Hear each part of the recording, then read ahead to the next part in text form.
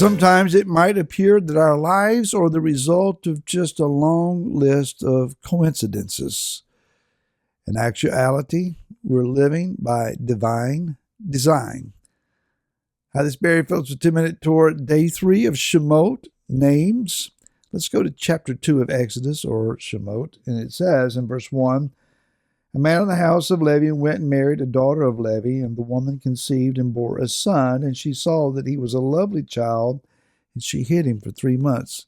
This is due to the fact that Pharaoh is demanding all newborn males be slaughtered. And when she could no longer hide him, she took an ark of wicker for him and coated it with tar and pitch and put the child in it and laid it in the reeds by the edge of the river. And his sister stood at a distance to know what would be done to him, and the daughter of Pharaoh came down to wash herself at the river, and her young women were walking by the riverside, and when she saw the ark among the reeds, she sent her female servant to get it, and opened it, and saw the child, and see the baby wept. So she had compassion on him and said, this is one of the children of the Hebrews. Verse 10, the child grew, and she brought him to Pharaoh's daughter, and he became her son, and she called his name Moshe, because I have drawn him out of the water. Some interesting things are taking place here. And what's interesting to me is that we're reading the book of names, Shemot. Yet chapter 2 starts off by talking about people, and we don't hear their names until verse 10. It says simply a man of the house of Levi and a daughter of Levi. They married intertribally as they would have, and we're not told their names. Now, these are going to turn out to be the parents of Moshe. Later on, we read and understand that they are Amram, his father, and Jochebed, his mother. Why doesn't the Torah tell us here and now that Amram, a man of the house of Levi, went and married Jochebed, a daughter of Levi? It just doesn't give us the names. Not until later. The names appear when it's important. Well, I would have thought it would be important here, but since the Torah does not give it to us here, it is an indication to be asking why. Why? Why not tell us who they are? We're not even told the name of the infant, even though he is going to be the most significant person, human person, in all of the Torah other than Abraham. Moshe. But we're not told that it's Moshe. Matter of fact, it's not even mentioning that he has an older sister and older brother, Aaron, until later on. The sister's mentioned here, but we're not told her name, Miriam. So this nameless crowd, this nameless family is operating here in an incredibly significant way. They are going to be vitally important to the future and to the history of all Israel. Yet they are nameless to us. Pharaoh's decree was that all male children had to be thrown into the Nile as a sacrifice to the god of the Nile. Children thrown into the Nile would be either drowned or consumed by the crocodiles. So she put him, this baby, 3-month-old babe. I cannot imagine a mother doing this, but a 3-month-old infant was put in a wicker basket that was sealed with tar and just laid in the reeds to see what would happen to him. How grievous, how overwhelming emotionally this must have been for her.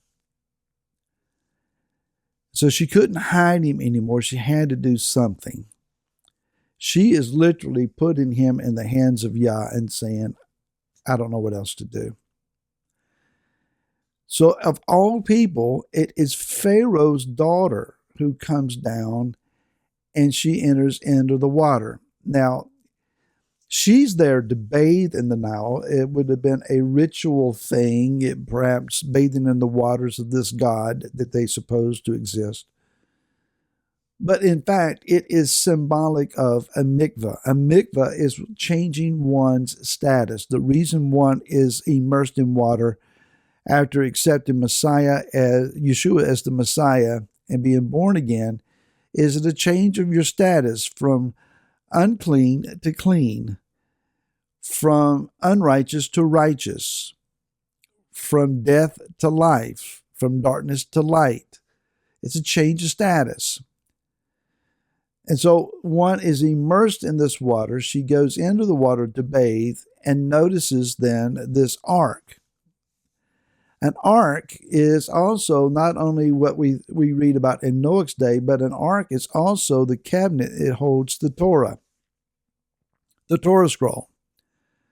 And so you have a type of the Torah. One comes then to mikvah to change their status, finds the Torah, opens it up, and there is one who will be a redeemer, a type of Messiah. It's an interesting play that is taking place here, and it's not to be overlooked. When we desire to change our lives, when we want to be different than we have been, a mikvah, an immersion in water, is a great place to start. It is an indication that there's been a change of the heart and a change of the mind, and we're headed into a different path, and we're no longer walking the same walk. We're going to become someone new. We immerse as the old person, we rise up as the new. Water is not going to wash sin away. It is a symbolic message. It is a subliminal, if you will, message in our mind. But it is the opening up of the Torah and seeing revealed within the Torah the Redeemer, Messiah Yeshua. The whole purpose of having the Torah is not to give us a religious code of conduct, but to reveal to us within all of these commands and storylines who Yeshua really is. Now, I find it extremely interesting here that we're not told what Yocheved and Amram called Moshe. Yocheved is allowed to nurse him until he is to be weaned.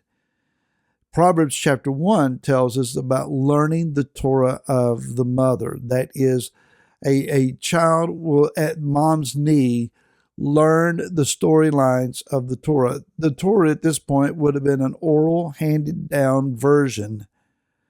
And so Yocheved would have rehearsed the story of creation and the story of Noah and the lineages of Abraham and the history of how they came to Mitzrayim to Moshe. He would have learned these things at mom's knee. He would have learned Hebrew at mom's knee. But he was to be raised in Pharaoh's palace. And it is that when the child grew and Yocheved brought him to Pharaoh's daughter, that there she adopted him as her son. A male child miraculously protected from the god of the Nile and drawn out of the Nile would have been seen as a supernatural level being, perhaps, a star child. Pharaoh's daughter calls him Moshe, drawn out.